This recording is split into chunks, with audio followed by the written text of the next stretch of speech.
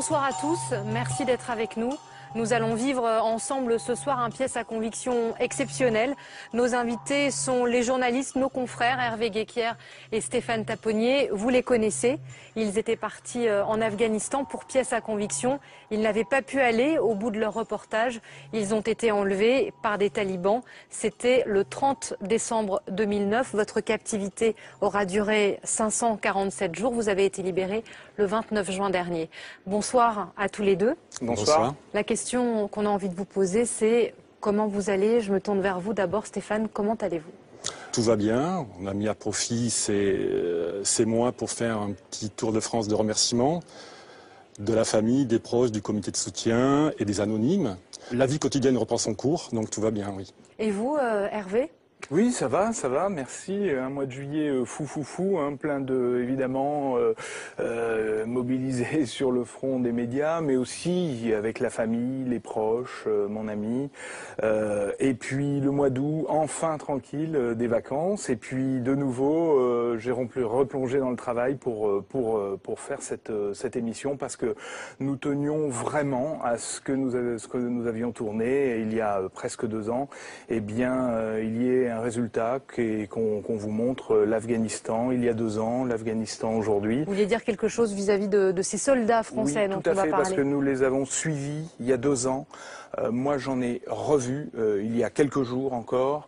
J'ai aussi vu des familles endeuillées et nous voulions rendre hommage aussi dans cette émission à tous les soldats qui ont été présents en Afghanistan, qui sont présents en ce moment, qui seront présents à l'avenir jusqu'en 2014, parce que ils font un sacré travail et ce n'est franchement pas facile là-bas.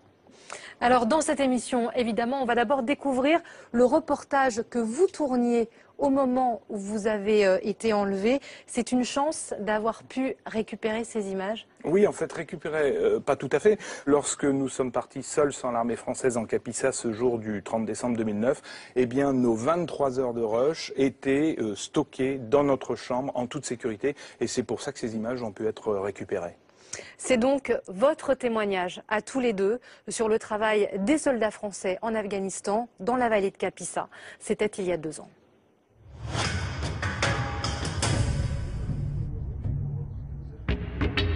Premières impressions, premier contact avec l'Afghanistan, c'était il y a presque 2 ans. Cela me semble si loin et si proche. La base de Bagram, un petit morceau d'Amérique en pleine Asie centrale. 25 000 hommes, des avions, des hélicoptères qui se croisent dans un étrange ballet et quelques centaines de soldats français en transit, comme nous. Pour se rendre dans la province de Kapisa, il faut reprendre un hélico. Ça n'arrête pas ici, hein. Ça tourne, ça tourne, ça tourne. 10 à 15 minutes de vol, à peine. Les hommes embarquent pour rejoindre leur base, Nijrab ou Tagab. Ils vont y passer 6 mois.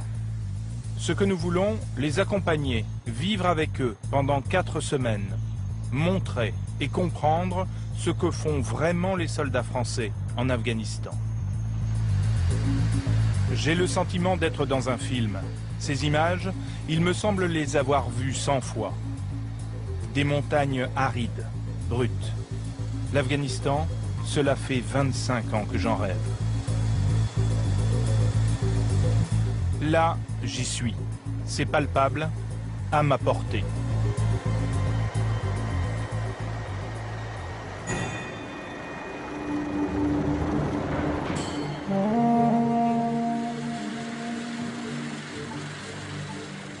La base de Nijrab, la voici. Autour, des montagnes, 3000 mètres d'altitude. Les Français vivent dans ce camp retranché.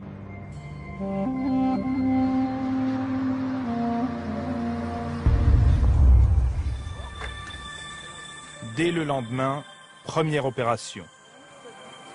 Ici, les journées commencent tôt, très tôt, souvent à l'aube.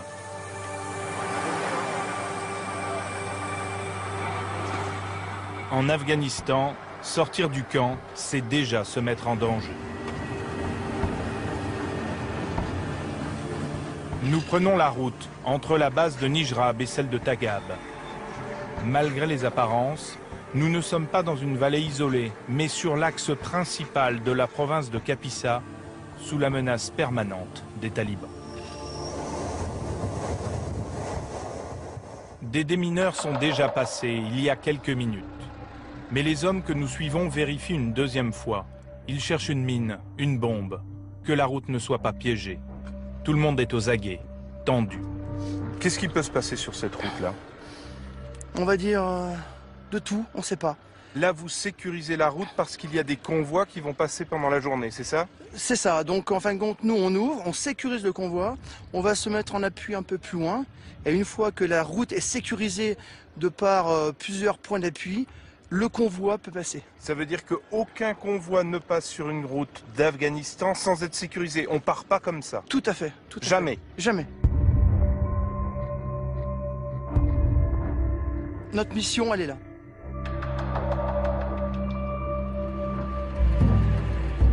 Ensuite, il faut prendre position sur les hauteurs de la route. Un point d'appui, comme disent les militaires, pour mieux surveiller les alentours. J'observe tout mouvement. Tout le mouvement? Tout peut être suspect? Non, faut faire attention.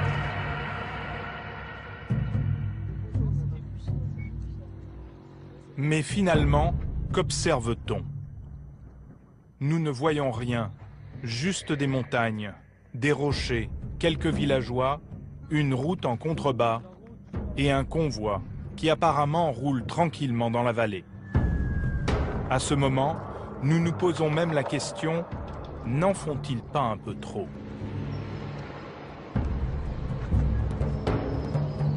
La réponse arrive sèchement.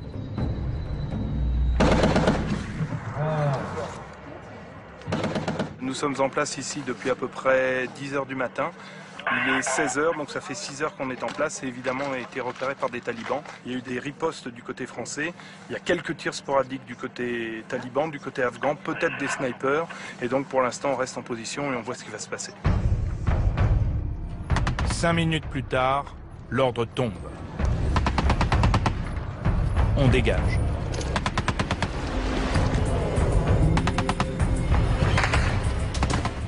Mais les talibans ne vont pas nous lâcher. Pour ce jeune caporal, c'est le baptême du feu. On est plus visuel là. J'ai pas visuel sur le véhicule derrière. Le soldat riposte, à l'aveugle.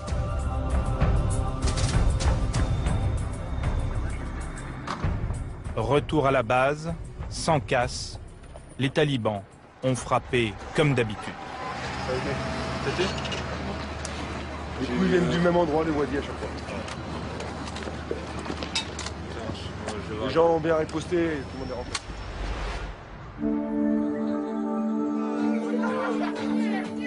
Un peu plus tard, à l'abri, au chaud, nous retrouvons le jeune caporal qui a tiré pour la première fois. Il a tout juste 20 ans et garde la tête froide. Vous avez eu peur? Non, j'ai pas eu peur. Disons que la première balle qui a sifflé juste avant qu'on prenne le convoi, elle m'a fait réagir et prendre conscience que voilà, on est vraiment dans un pays où faut faire attention, faut faire gaffe. Tout peut arriver, quoi. Tout peut arriver.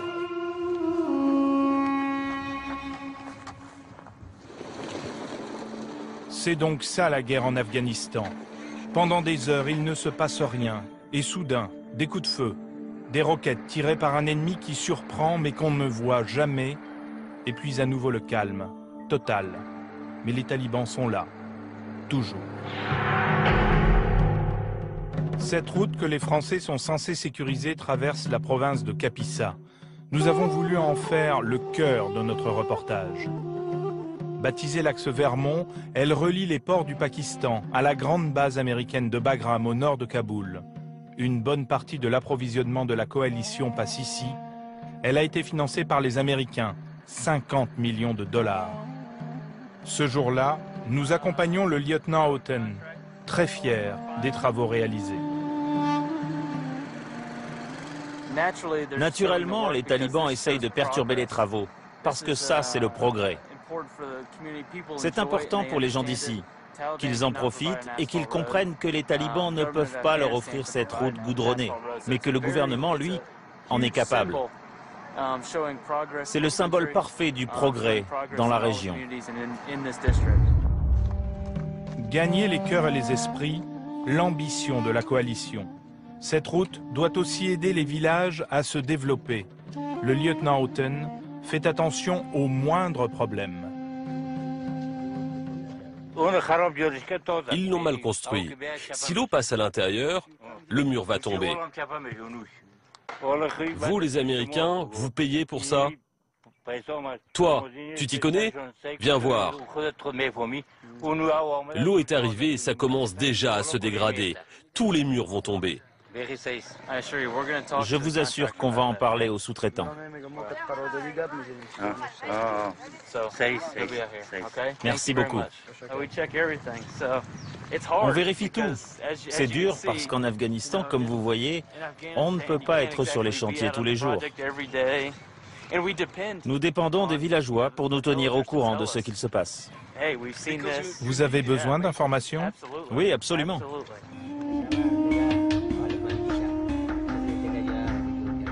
Mais pour le lieutenant, difficile de savoir dans quelle direction penche le cœur et l'esprit de ces villageois.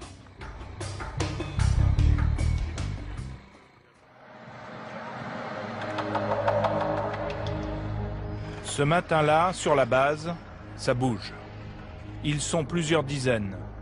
Des chasseurs alpins du 13e bataillon de Chambéry. Nous partons avec eux. C'est une grosse opération ou c'est une opération moyenne? Je sais pas en fait. Vu le nombre de VAB, ça a l'air déjà assez conséquent. Hein. Ça dure 3 jours, 2 jours et demi? Ouais, on n'a pas d'horaire exact en fait, de retour. C'est souvent comme ça. Le secret.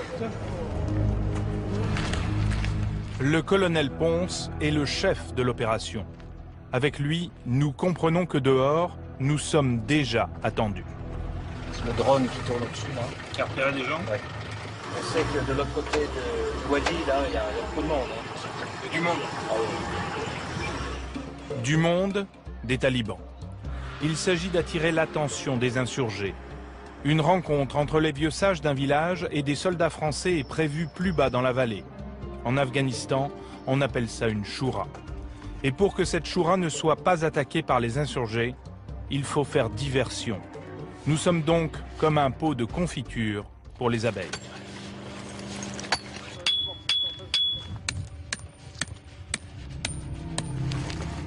Bien là, hein? Oui. Il faut ça. C'est important le confort? Disons que oui, ça permet d'être à l'abri du vent, du froid et surtout des coups. Quoi.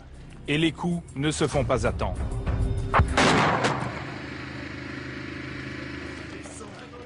Mettez-vous dans le campagne là. Rentrez dans le merdier là. On rentre. C'est quoi? Tire avec quoi? Mortier de 82. Mortier de 82? D'accord. Combien ils en ont envoyé là? Il y a eu 3 départs de coups.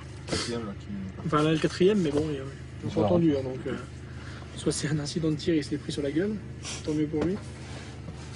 On l'aurait déjà entendu atterrir. Donc il y a 3 obus qui sont arrivés. Ouais. Ils règlent leur tir petit à petit. La nuit tombe, c'est une bonne nouvelle. Les talibans n'y voient plus rien. En revanche, avec leur visée nocturne, les Français vont tenter de les repérer. Nous n'avons pas pu exactement localiser le départ de coup.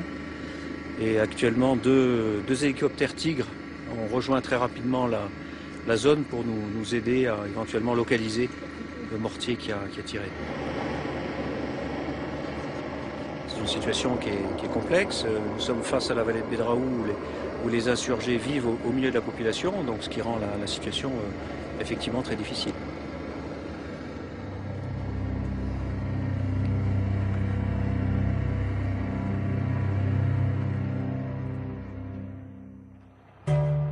La nuit a été calme et au petit matin, les soldats français décident de pousser leur stratagème encore plus loin. Leur but est d'attirer les talibans le plus longtemps possible pour que la fameuse choura se déroule tranquillement. On va pas trop loin, les gens restent postés, ils ouvrent les yeux, et si vraiment ça va pas, eh ben à ce moment-là, on décrochera. Devant nous, la section se déploie. L'art de tromper l'ennemi en limitant les risques. Qu'est-ce qui se passe là concrètement? Concrètement, la première section va se mettre en appui pour permettre la deuxième section. Ensuite, sortir le wadi. Et là, sur les hauteurs, ça va permettre de renseigner le maximum. Pour ceux qui sont partis en bas. Voilà, c'est ça. D'accord. Aller titiller les talibans sans les combattre, juste faire diversion, c'est beaucoup d'énergie dépensée, des heures d'attente. Mais ce genre d'opération protège les assemblées locales contre les attentats.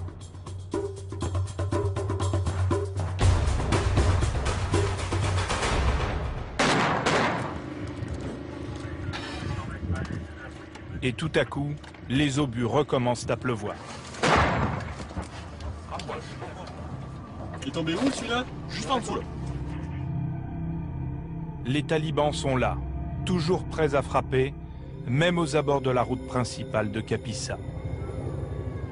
Cette opération nous montre aussi que vous ne tenez pas du tout cette route, qu'elle est toujours perturbée, qu'elle est toujours harcelée, alors que c'est un axe économique essentiel dans la région. Alors ce n'est pas encore un axe économique essentiel, mais l'idée est justement d'apporter plus de sécurité sur cette route. C'est tout l'enjeu de notre mission ici. Mais on est loin du compte.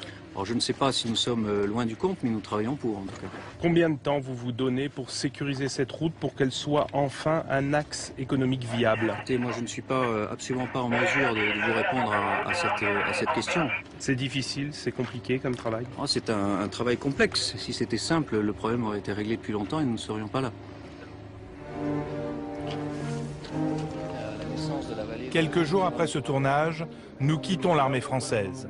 Le 30 décembre 2009, nous voulions interviewer la population locale qui vit près de l'axe Vermont. C'est sur cette route, à quelques kilomètres de la base française de Tagab, que nous sommes enlevés avec nos 3 accompagnateurs afghans par un groupe de talibans.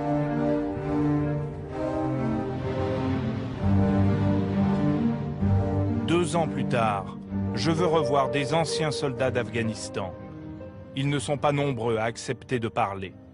À Saint-Étienne, l'un d'entre eux veut bien nous recevoir. Gabriel? Bonjour. Bonjour, enchanté. Hervé Guéquière. Ce jeune caporal-chef a quitté l'armée l'été dernier. En décembre 2009, nous étions au même moment sur la base de Nijrab. Aujourd'hui, ses souvenirs de combat sont toujours intacts. Moi, dès qu'on sort, on sait qu'on peut très rapidement se faire tirer dessus. Il y a des fois, très tôt le matin, on a à peine le pied dehors, en dehors de la FOB. Donc de la base? Donc de la base, qu'on se fait, que ça tire. Hein. De cette guerre, il a rapporté une vidéo, une fusillade avec les talibans. Là, on allait fouiller des habitations suspectes. Pourquoi? Ils sont susceptibles d'avoir des armes, des explosifs, donc voilà, par rapport aux renseignements qu'on a, on va vérifier ça. Donc voilà, c'est moi qui viens de passer. C'est vous là? C'est moi. Avec le sac à dos là? Non, je suis grand, mais je me baisse bien là. Donc voilà, c'est ça. C'est au moment là où on est derrière notre mur, là, à l'abri. Là, vous avez peur à ce moment-là? Là, oui, on a peur parce qu'on ne sait pas trop jusqu'où ils vont aller. Les talibans sont visibles ou sont pas visibles? Vous les voyez à ce moment-là ou... Non, là on les voit pas parce que c'est cloisonné, donc comme vous voyez les murs de partout, les maisons, c'est hyper cloisonné, donc c'est pas évident de les voir. Et ce qu'il faut faire attention là, c'est bien garder, avoir une attention permanente et il peut y avoir dans toutes les directions. Perdu ou pas? Ouais, mais il y a un moment, je me rappelle ce jour-ci là, où je me recevais de la terre sur la tête. C'était quoi? Et en fait, c'était un insurgé qui devait tirer, qui devait nous tirer dessus. Et donc, le mur au-dessus de ma tête. Et voilà, je me recevais de la terre. C'était les balles qui tapaient le mur. sur le mur, en fait. C'est ça. Et ça, c'était à combien de vous? À quelques centimètres? Un mètre, ouais.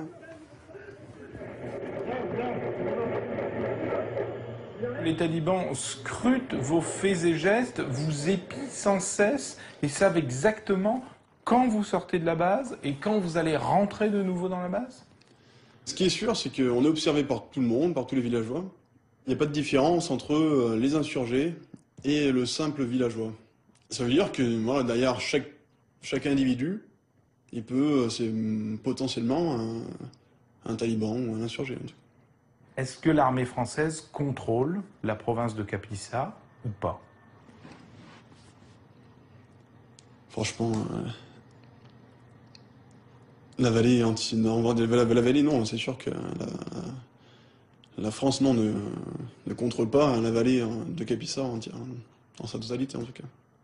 Elle contrôle quoi?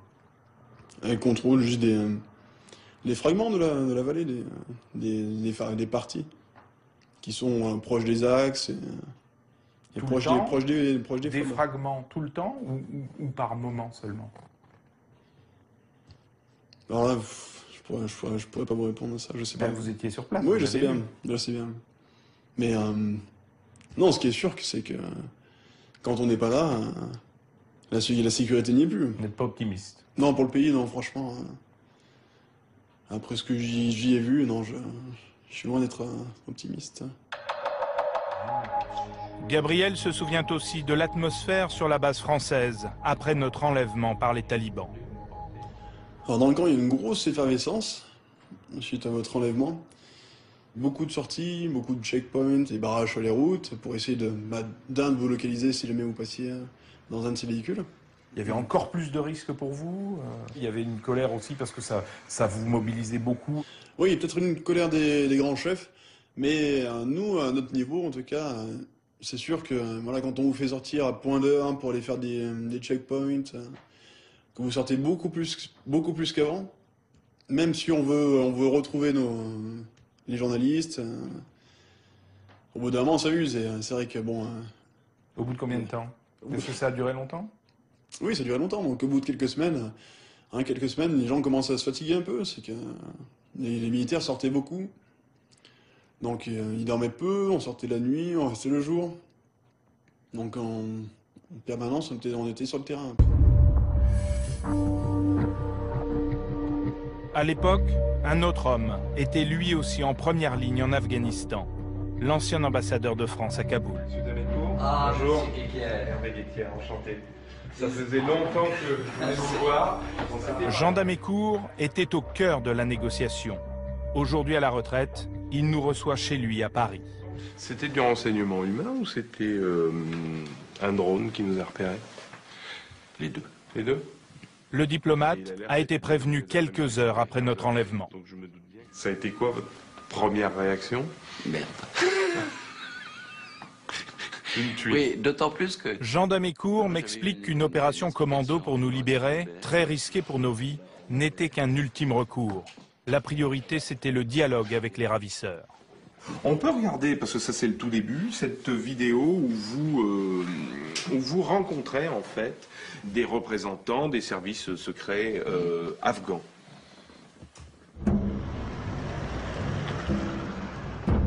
Sur ces images, Jean Damécourt quitte l'ambassade sous haute protection. La voiture est bien sûr blindée. Elle est même sérieusement blindée, mais enfin, cela étant, s'il y a une bombe qui explose en dessous, hélas, j'ai la tristesse de vous dire que nous serions réduits en poussière.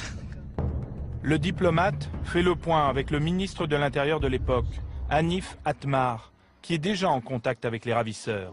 À ses côtés, 2 membres des services secrets afghans.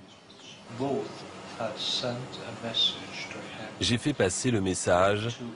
Il faut garder une certaine discrétion dans les médias à propos de vos 2 otages. À partir du moment où on fait de la publicité autour de cette affaire, cela exacerbe l'intérêt à propos des otages et cela rend difficile la prise de décision indépendante. On a travaillé très étroitement avec les services afghans. Mais l'essentiel, la plus grande partie des informations est venue directement des services français. D'accord. Essentiellement quand même les services français, oui, beaucoup plus que les services afghans. Oui. Pourquoi? Parce qu'on a tout simplement des moyens techniques qui n'ont pas. Et aussi une meilleure expérience de ce type d'expérience? Et une beaucoup plus grande expérience de ce type d'affaires. Oui. Les discussions vont être longues et laborieuses avec 3 interlocuteurs. Les talibans en Kapisa, leurs chefs à Peshawar et à Quetta, au Pakistan voisin. En fait, les messagers qui passent de l'un à l'autre doit passer en territoire où se passent des combats, quand on regarde le cas, aussi au Pakistan. Et au Pakistan également, et qu'ils doivent en plus s'assurer qu'il y ait une parfaite coordination entre les 3 instances de décision. C'est pour ça que c'était si long? Oui. Est-ce qu'on peut se dire que quand ça se décante pas très vite, après, on peut s'embourber très longtemps? Oui, je crois que c'est vrai. Et c'est pour ça qu'on essaie au début d'accélérer au maximum les choses. Vous avez eu des moments de découragement dans cette histoire? Oui. Quand et pourquoi? Oh ben, on a eu des moments de découragement quand on arrive presque à l'objectif, qui est un accord et la libération, et puis qu'on s'aperçoit que ça ne va pas marcher. Ça, c'est quand même extrêmement décourageant. Concrètement, on aurait pu être libéré quand? C'était tout près d'un accord quand? Moi, je pense qu'en décembre dernier ou début de janvier de cette année, vous auriez pu être libéré. Et ça ne s'est pas fait? Et ça ne s'est pas fait. Ça traîne encore 6 mois. Pourquoi? Il y a eu une série de va-et-vient dans lequel on croyait toujours avoir un accord, et puis on s'apercevait que finalement l'accord ne prenait pas. Mais l'accord qui est intervenu à la fin était pratiquement sur les bases de l'accord de départ. C'est-à-dire à la fin de l'année 2010. Oui, donc finalement, il y a 6 mois qui sont perdus, on va dire, pour pas grand-chose. Pour pas grand-chose. Mais on n'y peut rien. Tiraillement entre talibans. Absolument. C'était quelque chose qui nous échappait totalement. Alors c'est pas un bloc, les talibans, ça? Absolument pas. Quand il y a une prise d'otage, ça veut dire qu'il y a une demande de rançon, une demande pour les talibans de libération de prisonniers talibans. Qu'en était-il pour notre affaire? On ne parle jamais des conditions de la libération. Et il y a 2 bonnes raisons à ça. Ça risque d'encourager les prises d'otages pour l'avenir. Et la deuxième, c'est que ça peut mettre en danger gravement un certain nombre de gens qui nous ont aidés dans le processus de libération et dont on ne souhaite pas qu'ils soient mis en danger parce que d'abord ça ne fait pas partie des accords que nous avions avec eux et ensuite c'est dangereux pour l'avenir parce que les gens ne nous aideront plus à l'avenir s'ils savent que chaque fois qu'ils nous aident... Parce qu'il peut y avoir d'autres otages, évidemment. Éventuellement. Mais est-ce qu'on peut quand même dire, sans révéler des choses secrètes, qu'il y a eu de l'argent et des prisonniers talibans libérés? Moi, personnellement, je ne dirais rien du tout. J'ai absolument aucun commentaire à faire là-dessus. Pourtant, ça s'écrit dans la presse, on parle d'un certain nombre de prisonniers. Comme vous savez, la presse est libre. Oui, oui, oui. Elle peut écrire tout ce qu'elle veut. Et je trouve que vous êtes dans une forme formidable, ce qui est formidable, qui est un témoignage, en tout cas, de votre capacité de résistance. J'essaye de comprendre aussi les choses. Bien sûr, bien sûr. Et je comprends que vous ayez un jugement et des sentiments forts à cet égard, oui, bien sûr. Alors on va s'arrêter sur cette première journée, là où tout bascule, pour rappeler à ceux qui nous écoutent comment vous vous faites prendre, comment vous vous faites kidnapper. Moi, en fait, le 30 décembre 2009, nous décidons de tourner sans l'armée française en vallée de Kapisa. Et donc, nous tournons tranquillement une première séquence, puis nous tombons sur un checkpoint de l'armée afghane et de la police, un barrage de la police afghane et de l'armée afghane. Et ensuite, nous allons plus avant parce qu'il devait y avoir un deuxième barrage qu'on n'a pas vu, parce qu'il n'y en avait pas, tout simplement. Et ensuite, nous avons été enlevés à... c'était quelques talibans qui étaient sur le bord de la route, très discrètement. Ils sont arrivés autour de la voiture, ils ont stoppé la voiture. Et là, nous avons compris par la suite que à ce barrage de la police et de l'armée afghane, il y avait un informateur taliban qui a donné un coup de téléphone au commandant local, qui lui-même a donné un coup de téléphone à ses hommes sur la route, et nous avions été stoppés, arrêtés à ce moment-là. Qu'est-ce qu'on pense, Stéphane, à ce moment-là? On se dit, ça y est, on est enlevé, on a peur ou pas? Bien sûr, c'est un choc. On pense tout de suite qu'on est dans le pétrin. On comprend de suite que cet enlèvement n'est pas le fait d'un gang armé quelconque, mais de quelque chose de plus grave. Moi, j'ai un premier souvenir, un flash. Reza se retourne vers moi et me dit c'est grave, c'est très grave, en anglais. Stéphane se retourne vers moi et me dit on va passer de bonnes fêtes de fin d'année. Il me dit joyeux Noël. Noël venait de se passer d'ailleurs. Je ne comprenais pas pourquoi il me disait joyeux Noël alors que normalement il devait me dire bonne année. Ensuite, nous faisons une espèce de gymkhana à travers plusieurs villages. Nous sommes emmenés et vraiment exhibés comme des trophées. Plein de gens nous photographient. Menacés avec des gens à côté de vous non, qui pas vous tiennent menacés. en... Non, les gens les talibans nous exhibent. dans la voiture, nous restons dans la voiture.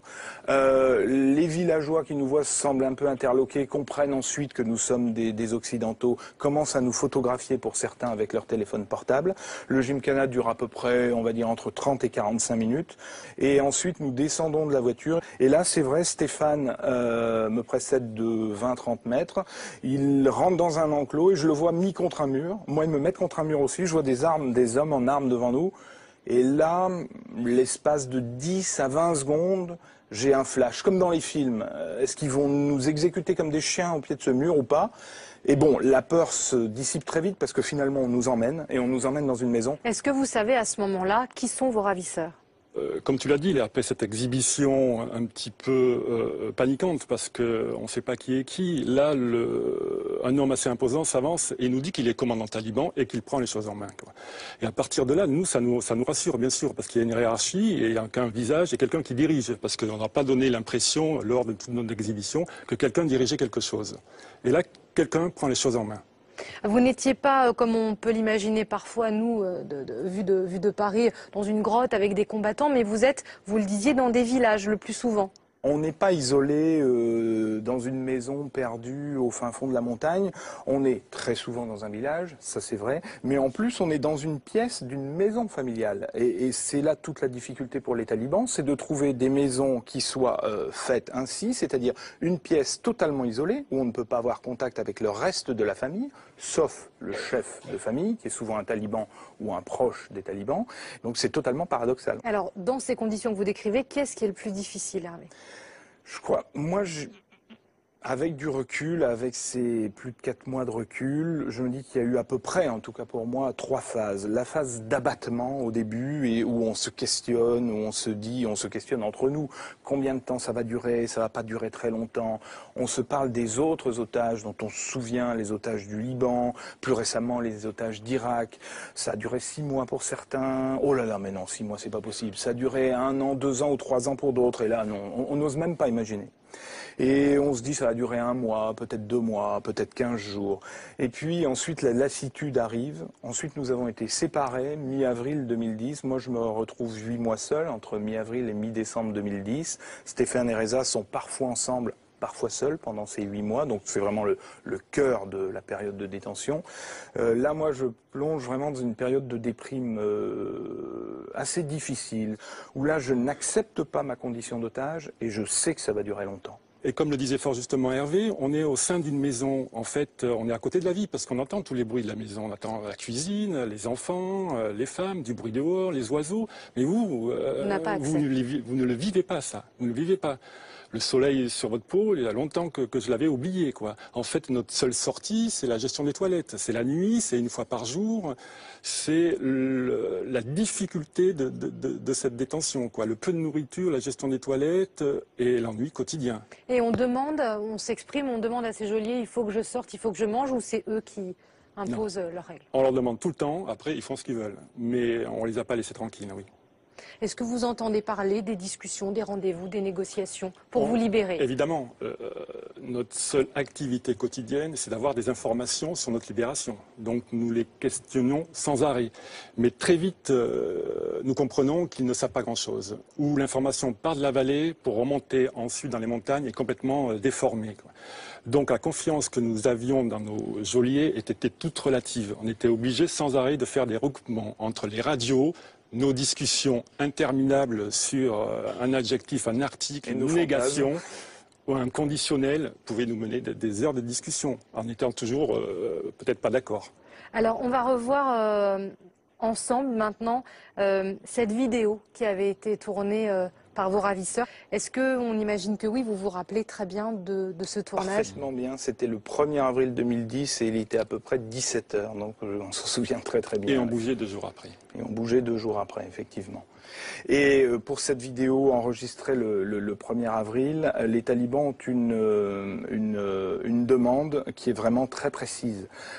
Comme la vidéo de janvier 2010 n'avait pas été diffusée par les médias français, ils nous faisaient exiger par notre voix, en français et dans une version anglaise aussi, que cette vidéo soit absolument diffusée sur les chaînes françaises et en particulier sur France Télévisions.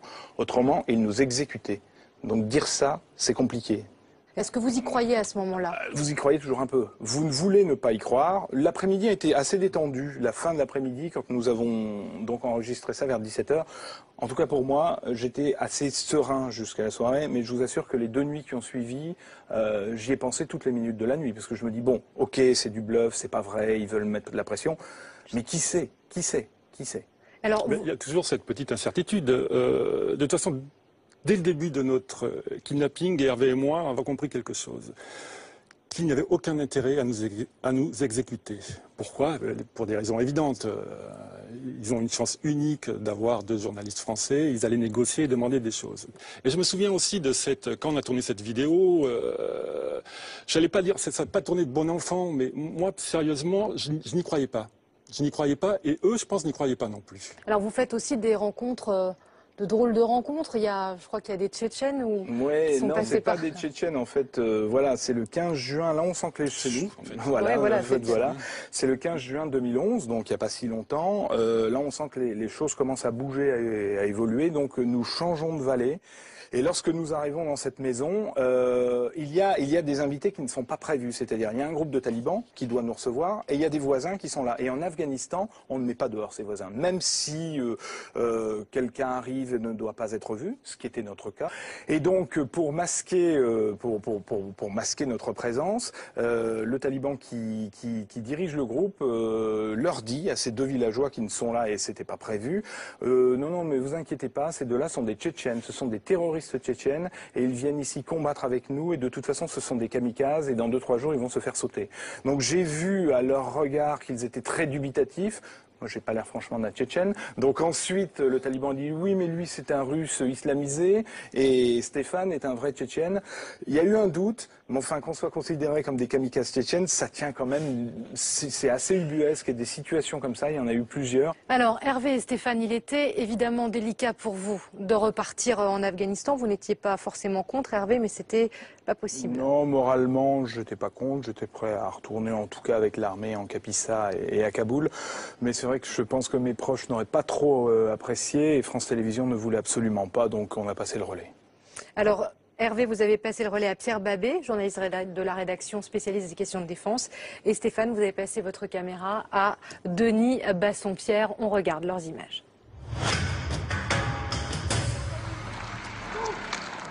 Rassemblement. Aujourd'hui, personne ne doit manquer à l'appel sur la place d'armes de la base française de Tora. Ce jeudi 27 octobre est un tournant dans la mission de ces soldats français en terre afghane. Leur chef leur annonce que la mission a changé. Comme nous l'avons tous vécu ici, la première moitié de notre mandat a été caractérisée par la participation à de rudes combats en zone verte et la perte de 2 de nos camarades. Et depuis 1 mois, nous sommes entrés dans une phase beaucoup plus politique, marquée par un objectif clair, la rétrocession de la survie aux forces de sécurité afghanes. Le président de la République, chef des armées, a toujours rappelé que nous n'avions pas vocation à rester dans ce pays. Maintenant, c'est aux soldats afghans de monter en première ligne. Et dans leur base, ils s'entraînent.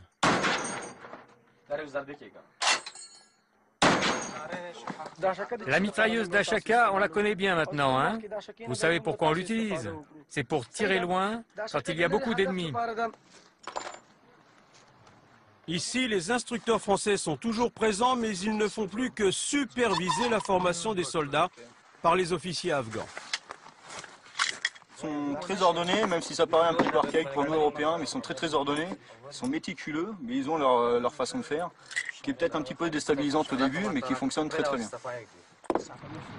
Et sur le terrain, contre les insurgés, comment ça se passe? Premier jour, les tigres ont été guidés par les... Ce colonel rentre d'opération et dans cette mission, la technologie française a été d'un grand soutien pour les 2 armées. Ça va manquer aux Afghans quand vous repartirez là. Ça c'est notre façon de faire la guerre. Les Afghans, ils ont un sens du combat et surtout une mobilité qu'on n'a pas. Nous, vous avez vu l'équipement qu'on porte, donc en mobilité tactique du fantassin, on est vraiment contraint. Donc nous, pour aller là-haut, chargés comme on est, avec l'équipement qu'on a, il nous faut des hélicoptères. Eux, non. Mais pour ces officiers afghans, savoir se battre, ce ne sera pas suffisant contre les insurgés. Grâce à Dieu, nous allons assumer nos responsabilités en prenant le contrôle du district d'Ouzbin qui fait partie de la province de Kaboul. Si nous, militaires afghans, faisons des progrès, nous pourrons garantir la sécurité de cette zone. Mais nous aurons plus de réussite avec plus d'armes et plus de soldats. L'armée afghane enrôle. Mais ces futurs soldats pourront-ils imposer la paix quand 1 sur 5 fait défection et qu'il y a parmi eux des talibans infiltrés? Officiellement, pourtant, elle est prête à reprendre le flambeau. Au début, l'armée française était devant l'armée afghane. Ensuite, elle est passée aux côtés de l'armée afghane. Et désormais, elle est derrière l'armée afghane en pensant que cette armée afghane peut être en première ligne. Pour l'armée française, même se déplacer est dangereux. À tout instant, les insurgés peuvent attaquer. Comme à chaque déplacement, les blindés sont filmés de haut, surveillés par un drone, un avion sans pilote, capable de repérer l'ennemi. Arrivé à la base, le convoi se met bien à l'abri. L'année 2011 a été la plus meurtrière qu'aient connue nos troupes en Afghanistan. Rien n'est dit officiellement, mais l'objectif numéro 1 est bien clair, s'exposer le moins possible pour limiter le nombre de morts.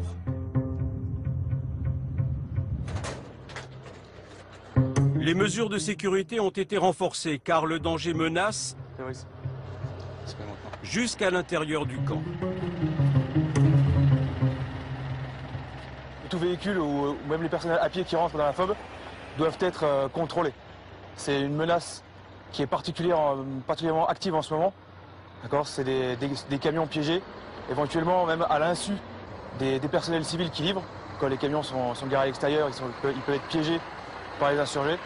L'armée doit tenir jusqu'en 2014 la date du retrait. D'ici là, les Français risquent de passer plus de temps dans les bases qu'en opération. Ils ont même trouvé un nom, la bunkerisation. Mais comment fonctionnent ces talibans qui harcèlent sans relâche les troupes françaises et les autres? C'est à Paris qu'une vieille connaissance m'apporte un début de réponse. Salut. Grégoire Degnaud est grand reporter et en juin dernier, il réalise un scoop, passer 10 jours avec les talibans. Je suis resté 10 jours sur place avec eux, mais il est clair que pour monter une opération dans une zone où il n'y a que des talibans, c'est long, c'est plus d'1 an de travail. Lors de précédents reportages en Afghanistan, j'en ai profité pour les rencontrer donc à 3 reprises. Grégoire a tourné dans le Kunar, dans l'est du pays, une province aujourd'hui presque entièrement aux mains des talibans. Les Américains sont partis, il ne reste plus un Américain. Plus un Américain, ils avaient 3 bases dans cette zone. Les 3 bases ont été intégralement détruites par les Américains lors de leur départ. Pour ne rien laisser. Et ils ont totalement disparu de la zone. Voici tout ce qui reste de la présence américaine.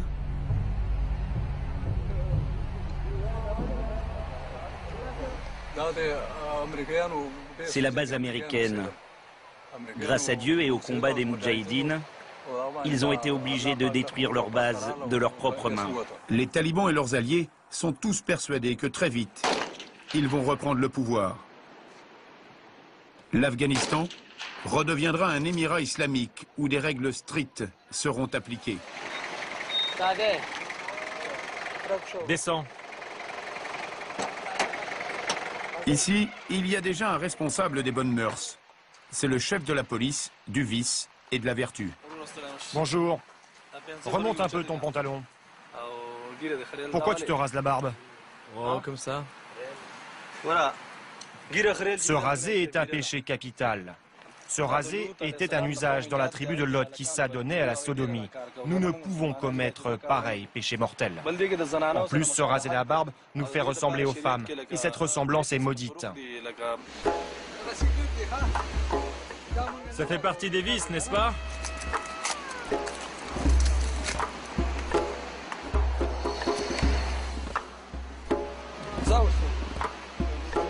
Tu recommences pas, hein? Oui, oui. Ils contrôlent cette zone, ils sont en train d'instaurer dans cette zone leur système de fonctionnement. C'est-à-dire qu'aujourd'hui, dans cette zone, plus personne ne fait appel à la justice qui est dirigée par le gouvernement à Kaboul, mais c'est un taliban qui rend la justice dans la zone. Vous êtes musulmans et frères, il faut que vous trouviez un arrangement. Monsieur le juge, je vous assure que dans cette histoire entre mon frère et moi, votre décision sera respectée. Grâce à Dieu, nous sommes dans un régime islamique. Tout le monde sait que pour tel délit, il existe telle punition. Tout est clair. Et pour cette raison, les gens évitent de commettre des délits. Personne n'agresse personne, personne ne vole, ne viole, ni ne verse le sang. Sous le gouvernement précédent, il fallait aller voir le juge un jour, puis le lendemain le receveur et le sous-préfet, puis le commandant de police, et à chaque fois, il fallait donner 200, 400, 1000 Afghani. Il y avait plein de problèmes. Une simple affaire de poulet se transformait en affaire de bœuf qui n'en finissait pas. C'était très mauvais. Maintenant, c'est un jugement de musulmans pour les musulmans. Après 6 ans de procédure devant la justice officielle, l'affaire a été réglée en 40 minutes par le juge taliban. Les talibans contrôleraient déjà plus de la moitié du territoire afghan. Et chaque jour, ils progressent.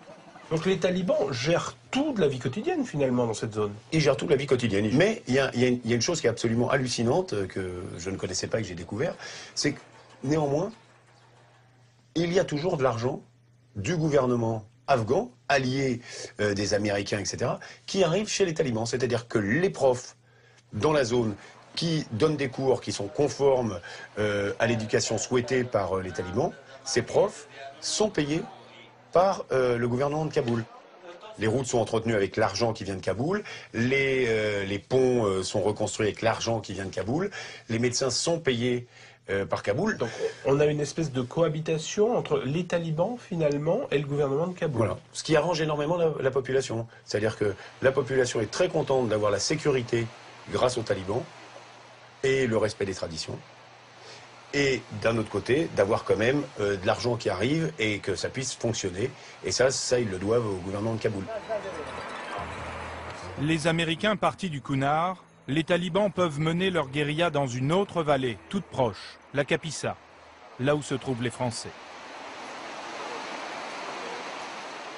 Le fait qu'ils aient conquis le Kunar, qu'ils contrôlent totalement cette province, met sous pression la Kapisa. On voit d'ailleurs que ça s'est dégradé. En Kapisa, il y a eu beaucoup plus de combats. Les Français ont été beaucoup plus sous pression parce qu'ils sont au contact maintenant. Avant, les talibans avaient plus de mal à arriver jusqu'à eux puisqu'il y avait l'armée afghane, les Américains qui faisaient tampon dans cette province du Kunar. Donc on peut dire qu'aujourd'hui, la Kapisa est un peu, pour cette zone nord-est, le dernier rempart avant Kaboul. Pierre Servant nous a rejoint. Bonsoir Pierre. Bonsoir Patricia. Vous êtes spécialiste défense, vous êtes évidemment aussi un ancien colonel de réserve. Vous êtes allé plusieurs fois en Afghanistan, c'est un pays que vous connaissez bien. Quand on regarde les images de ce reportage, on se dit que les talibans sont en train de gagner la guerre. C'est pas certain. Ils marquent des points, la situation est extrêmement difficile. Mais en fait, j'ai toujours du mal à parler de l'Afghanistan. Je suis en tendance à parler des Afghanistans, car quand ils marquent des points à un endroit, ils peuvent en perdre ailleurs. C'est justement la situation de ces derniers mois. Ils ont été durement frappés, les chefs ont été tués, les groupes de combat ont été affaiblis. Mais c'est vrai qu'ils ont tendance, quand ils sont touchés à un endroit, à aller frapper ailleurs. Et c'est tout l'enjeu des mois qui viennent, des années jusqu'en 2014, c'est d'arriver véritablement aux endroits où il y a un retrait de l'OTAN, de mettre en place l'ANA, parce que si ce n'est pas la nouvelle armée afghane qui se met en place, ce sont effectivement les talibans qui en prennent. Un point par exemple, depuis 2 ans, les talibans n'arrivent plus à monter de grosses opérations militaires, qui étaient les opérations traditionnelles du printemps, avec 200, 300, 400 combattants talibans. Ils n'y parviennent plus parce qu'ils ont été durement touchés, et donc ils se sont reportés vers les attentats kamikazes, les engins explosifs de bord de route, ce qu'on appelle les IED, qui ont l'avantage, si vous voulez, de maintenir la pression et de permettre un relais médiatique, une pression psychologique très forte, parce que ça touche Kaboul, des centres de commandement ou des personnages symboliques, comme le demi-frère du président Karzai qui a été assassiné. Moi, je dirais Hervé, aussi, vous avez constaté de l'intérieur comment travaillent les talibans, comment ils attaquent les Français. Est-ce que vous avez pu comprendre leur stratégie ?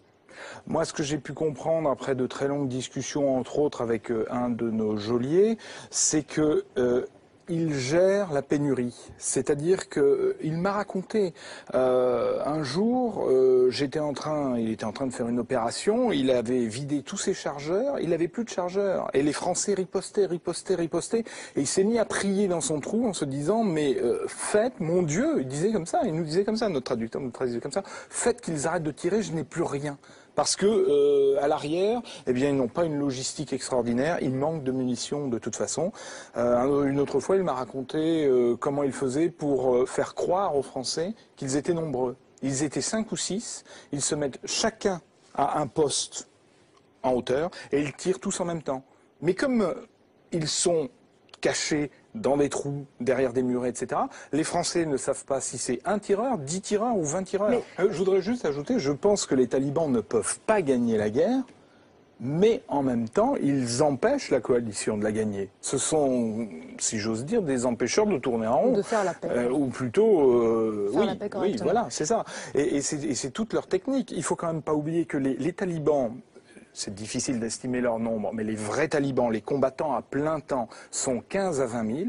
Ils arrivent quand même à perturber totalement une coalition qui a 135 000 hommes, dont 100 000 Américains, et une armée afghane qui a 200 000 hommes à l'heure actuelle, qui en aura 340 000 dans quelques années. Non, mais on se dit comment par rapport aux autres qui tiennent tout ça d'une main de fer?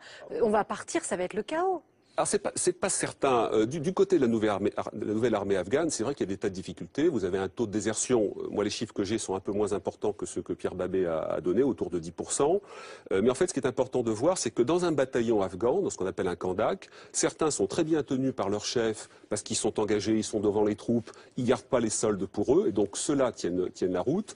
Un élément important, c'est que, par exemple, dans la zone française, il y a 3 ans, quand j'étais en Afghanistan, aucune opération militaire n'était montée à l'initiative de l'armée afghane. Aujourd'hui, vous avez 20 à 30% des opérations qui sont montées à l'initiative afghane avec les Français. Le problème de l'armée afghane aussi, et on a été les victimes, c'est qu'elle est truffée d'espions talibans. C'est-à-dire qu'elle est mitée par des gens qui donnent des renseignements aux talibans. C'est-à-dire, ce sont des soldats qui ont l'uniforme de l'armée nationale afghane, mais la tête et vers les talibans. Ce sont tout simplement des espions talibans.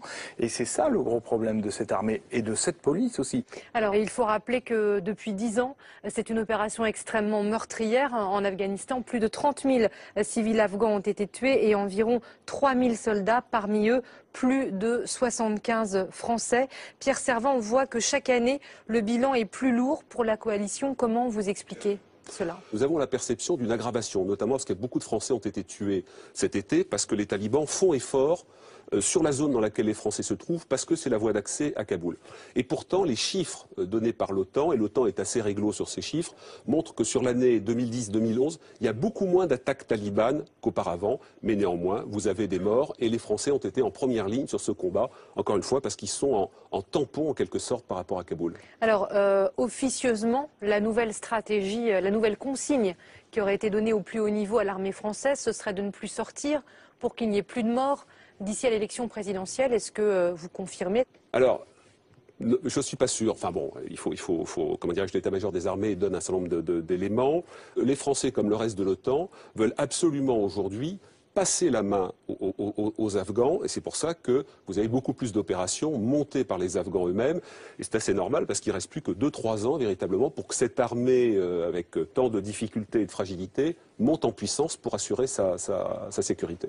Alors, les derniers sondages le prouvent, l'opinion française est majoritairement hostile à cette guerre. Qu'est-ce qu'on dit à ceux qui nous regardent pour justifier notre présence là-bas avec des bilans de plus en plus lourds? Moi, ce qui me frappe beaucoup ces dernières années, c'est que nous sommes très sensibles aux éléments négatifs, et il y en a plein. Ça veut dire que sur les difficultés, les morts, les échecs, il y en a énormément. On ne met jamais en avant les aspects positifs. Et la question qu'il faut se poser, c'est on en serait où en Afghanistan aujourd'hui s'il n'y avait pas 47 pays et 150 000 hommes, ce qui, entre parenthèses, est rien du tout pour un théâtre comme l'Afghanistan. Où en serions-nous aujourd'hui? Je pense que les talibans seraient au pouvoir et que la zone serait déstabilisée. Hervé, c'était aussi important pour vous d'aller voir les familles des soldats français. On a donné le chiffre tout à l'heure, hein, plus de 75 morts français. Vous êtes allé à leur rencontre? Bien sûr, oui, je suis allé à leur rencontre parce que il me semblait extrêmement important de leur donner la parole parce que finalement ce sont des gens, ces familles qui ont perdu des soldats sur place, qui sont endeuillés, qui vivent une douleur extrême. Et puis il y a aussi les familles qui ont eu la chance de voir revenir leurs fils, leurs frères, leurs maris.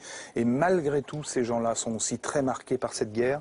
Et comme ils le disent eux-mêmes, on n'a pas souvent la parole. Alors c'est vrai qu'ils hésitent à prendre la parole par pudeur, parce que ça leur... Peut-être ils trouvent que c'est trop compliqué de parler de l'Afghanistan, que les Français ne savent pas, ne sont pas mobilisés sur ce conflit qui est loin d'ici, à 8 heures de vol, peut-être. Mais en tout cas, quand on leur donne la parole, ils ont une parole très forte et vraiment très intéressante à écouter. Vraiment. C'est ce que vous avez fait. On regarde la suite de votre reportage. La douleur, la pudeur. Peu de familles de soldats en Afghanistan acceptent de témoigner. Nous avons tout de même pu en rencontrer quelques-unes. Madame Sanchez? Bonjour. Oui, bonjour. Gisèle Sanchez a très mal vécu le séjour de son fils en Kapisa. Lui est revenu vivant d'Afghanistan. Pourtant, elle s'est lancée dans l'écriture. Un livre sur la difficile expérience de mère de combattant. C'est un dialogue que j'ai avec lui au téléphone. Alors je lui ai dit, ça va, tout va bien, comme d'habitude. Non, ça va pas. Qu'est-ce qu'il y a? Non, rien, c'est l'armée. Quoi? Qu'est-ce qu'ils font? Il t'est arrivé quelque chose?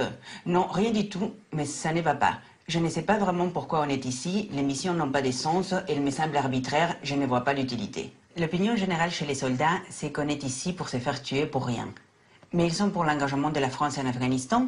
Oui, en général, oui, mais sans se poser beaucoup de questions. Ils croient ce qu'on leur a dit au bataillon. Et qu'est-ce qu'on vous a dit au bataillon? Rien, 3 mots, qu'on va aider le peuple afghan et protéger la France du terrorisme. Qu'est-ce qui vous a fait passer le pas? Parce qu'il y a beaucoup de familles qui ont des militaires en Afghanistan ou qui en ont eu. Qu'est-ce qui vous fait passer le pas d'écrire un livre, de vous engager à ce point? Moi, je voudrais que, après la lecture de ces livres, les gens se rendent compte qu'il y a 4000 soldats en permanence en Afghanistan, que tous les 6 mois, il y a 4000 familles nouvelles qui vivent, qui sont bouleversées par cet événement, qui vivent dans l'angoisse. Et malgré ce qu'on peut dire et ce qu'on peut lire, ces familles ne sont pas préparées à voir leurs fils rentrer en cercueil. Ils n'ont pas accepté leur choix de leur fils, en tout cas pas tout le monde, et ils n'ont jamais été entendus. Difficile pour une mère d'avoir un fils militaire, surtout en Afghanistan. Donc là, on va à Versailles, c'est ça? Alors entre elles, elles se serrent les coudes. Gisèle Sanchez nous présente une autre mère de soldat, Monique Panezic. Son fils, Jean-Nicolas, est mort en Afghanistan en août 2010. C'était mon fils unique. Et puis maintenant, eh bien, il est dans un cimetière.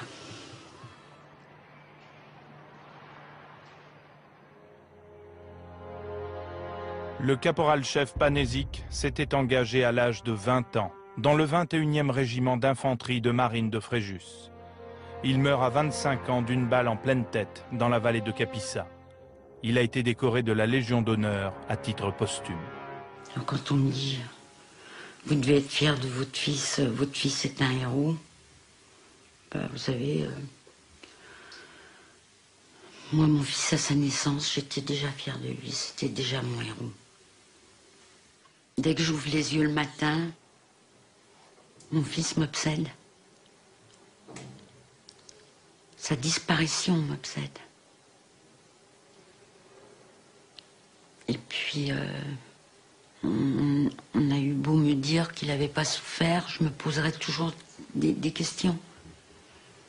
Est-ce que réellement, il n'a pas souffert? À quoi il a pensé? Est-ce qu'il a eu le temps de penser? Vous voyez, ça sera toujours des points d'interrogation. Et je vais devoir vivre avec ça jusqu'au bout. J'arrive pas encore à extérioriser, mais je ressens de la colère.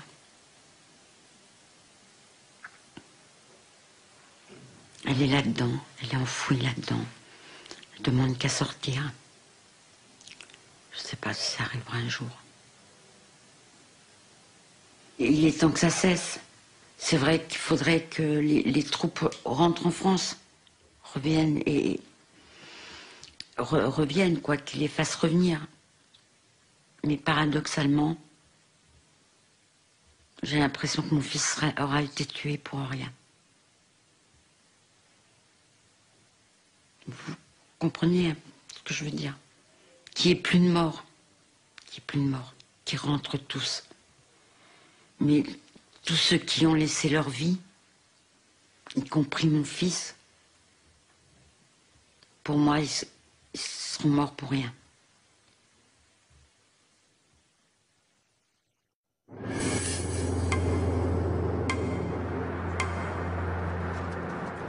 Des soldats fiers de leur mission, j'en ai rencontré en Afghanistan, comme ceux du régiment parachutiste de Tarbes. Le capitaine Philippe Sango est aujourd'hui retraité de l'armée. En 2009, il était en Afghanistan quand son meilleur ami, Patrice Sonzoni, meurt tué par l'explosion d'une mine artisanale. 2 ans après, Philippe Sango nous reçoit avec la veuve et la fille de son compagnon d'armes. Pour l'officier, mourir au combat, ce sont les risques du métier. C'est le job qui veut ça en fait. Le job veut ça, alors effectivement on ne l'accepte pas, mais maintenant, moi j'ai encore du mal à comprendre que mon copain resté en Afghan. Mais bon, si je disais ça, il me mettrait un coup de pompe dans le cul, quoi. Il dirait, c'est le job, quoi. Donc, voilà. Et je pense qu'on en avait conscience, mais en fait, on n'y croit jamais à ça. On n'y croit jamais à ça parce qu'on se dit, avec tout ce qu'on a fait avant, je vois pourquoi ça nous arriverait maintenant, quoi. Pour lui, aller en Afghanistan, c'était sa mission, c'était son travail. Ouais. Il fallait qu'il fasse. C'était la mission suprême, hein. Ça, comme le disait Philippe. Je pense que ça sert à quelque chose. S'ils y sont, c'est forcément qu'il y a des raisons. Mais Ça sert à quoi? ça sert à quoi? Ils font leur boulot. Voilà. C'est leur boulot et s'ils y vont, c'est que ils aiment ça aussi. Voilà. On est fiers d'être désignés pour ce type de mission, d'opération. On a bien bossé, on a fait notre boulot et après les résultats sont difficilement quantifiables. Mais nous, on était vraiment dedans, quoi. Moi, je suis pas militaire, donc je vois pas les choses un peu comme ça sera sans fin cette guerre. On le sait. Donc autant que ça se finisse.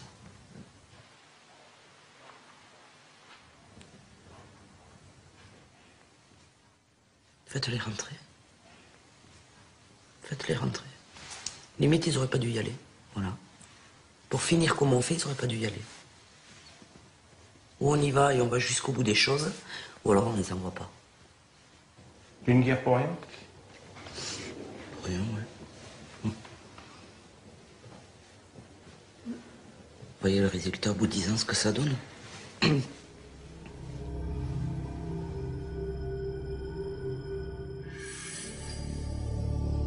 Sommes-nous partis là-bas pour rien?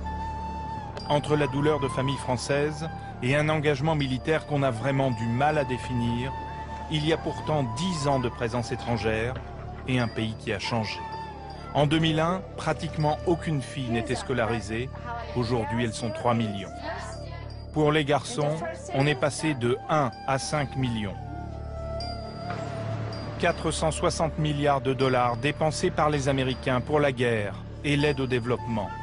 Des écoles, des hôpitaux, des grands axes routiers rénovés. Alors j'ai demandé à un Afghan, Najib Jambaz, conseiller auprès de la Cour suprême à Kaboul, Bonjour.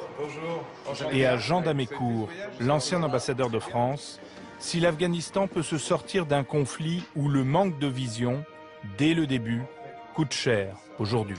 2001-2002, au moment où les talibans étaient les plus faibles, on n'a pas assez fait d'efforts. Les Américains sont partis ensuite sur le front de l'Irak, ont un peu délaissé l'Afghanistan. Vous ne pensez pas qu'on a raté une occasion au début? Alors moi, je peux vous répondre de façon catégorique sur ce point. Je suis entièrement d'accord que les Américains, hélas, ont commis 2 erreurs majeures en Afghanistan. La première, c'est d'intervenir trop tard. Ça, c'est vraiment important. Enfin, de prendre la mesure Sur le plan sécuritaire, on est en train de parler de la question sécuritaire. D'intervenir trop tard et de donner les moyens nécessaires trop tard, avec la doctrine de la contre-insurrection et le surge. Et la deuxième, c'est qu'au moment où ils l'ont fait, il s'est trouvé qu'il y a eu un président des États-Unis, Obama, en 2009, qui a trouvé, pour des raisons de politique intérieure américaine, le moyen d'annoncer en même temps que l'accroissement des forces mises à la disposition du combat en Afghanistan, le départ de ces forces. Et alors ça, effectivement, quand on annonce à une contre-insurrection la date à laquelle on va partir, bah, on peut se dire, c'est assez légitime, qu'elle se dit qu'elle n'a qu'à attendre, hein, 2 ou 3 ans, et puis l'affaire est réglée. Pendant ce temps-là, les talibans avaient eu le temps de se reconstruire. Évidemment. Et là, je pense, ce qui a été négligé, il y a 2 choses. La première chose, c'est que l'ensemble des efforts ont été concentrés sur Kaboul et sur quelques grandes villes, et on a négligé le reste de l'Afghanistan. Les campagnes et les montagnes. Complètement. Ce qui a laissé encore la place à la présence des talibans dans toutes ces régions qui ont été négligées.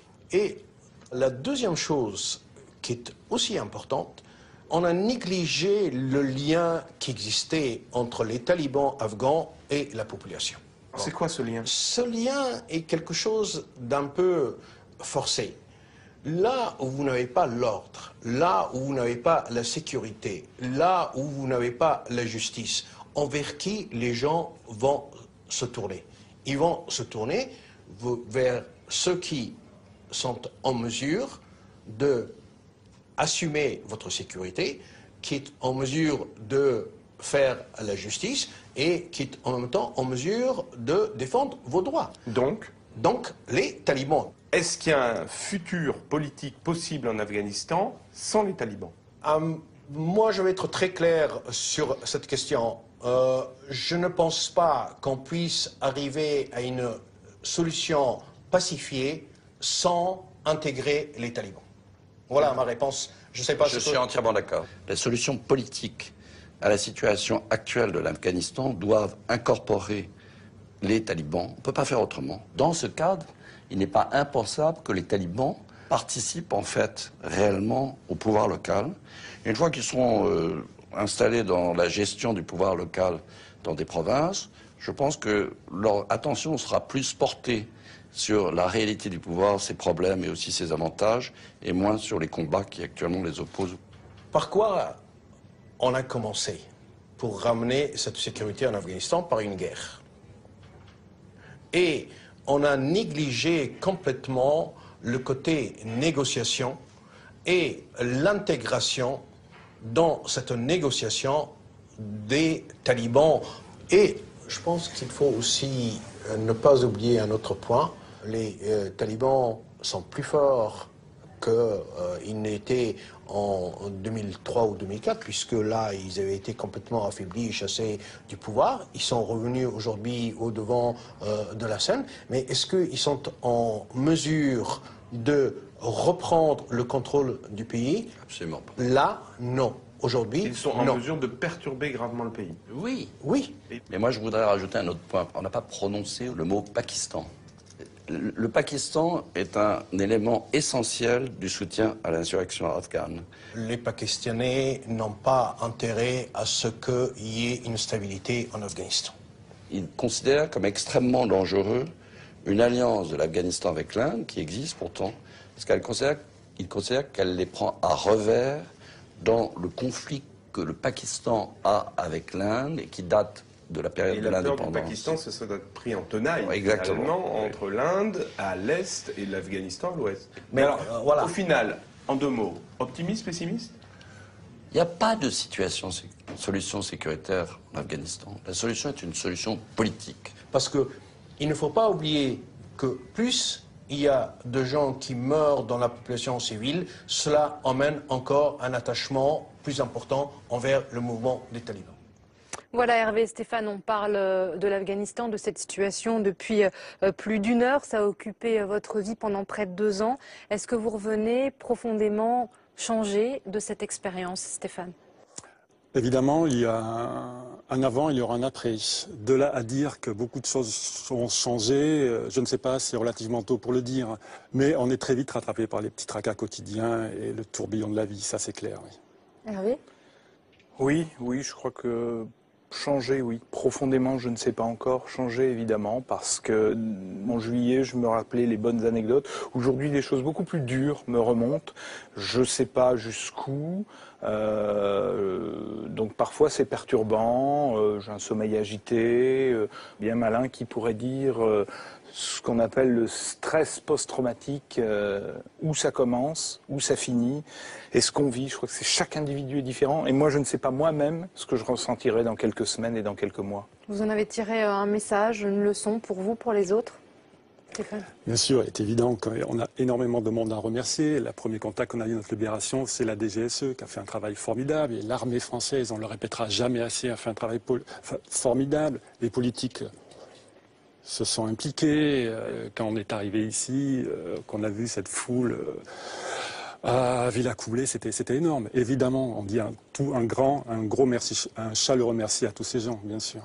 Et il y a eu une incroyable mobilisation d'amis, de confrères, mais aussi d'anonymes, de gens qu'on ne connaissait pas et qu'on ne connaîtra jamais. Et c'est absolument incroyable. Et juste une petite pensée, parce que nous, notre cas était très médiatisé. Parfois, ça nous l'est d'ailleurs un peu reproché. Nous sommes journalistes, donc nous sommes dans le domaine des médias, bien évidemment. Mais il reste des otages français, il reste des otages dans le monde, beaucoup d'otages. Et franchement, j'ai une pensée très émue pour eux. Et dès que certains sont libérés, honnêtement, je me sens beaucoup mieux, vraiment. Merci beaucoup Hervé Guéquière et Stéphane Taponnier. Vous le disiez, vous êtes là, libres et vivants, et on n'oublie pas les 5 otages français encore retenus prisonniers dans le monde. J'espère qu'on aura mieux compris ce que vous avez vécu, ce qui se passe dans ce pays, l'Afghanistan, après vos témoignages et vos reportages. Merci beaucoup de votre attention. Excellente soirée sur France 3.